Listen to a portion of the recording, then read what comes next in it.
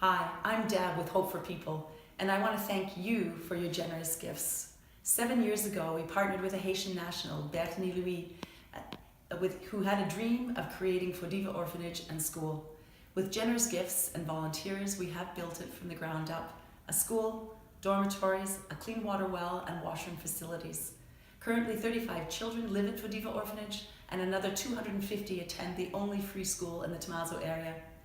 As you know, in this past year, we've been hit very, very hard with many hurricanes, and there's been extensive damage to our dormitories and school. This summer, we will return with volunteers to rebuild additional dormitories and replace the desks and furniture in the school. Your generous giving will purchase supplies to help make this happen. The older boys, as part of their education, will learn how to make these pieces. So thank you, thank you. It is a great work that you're a part of.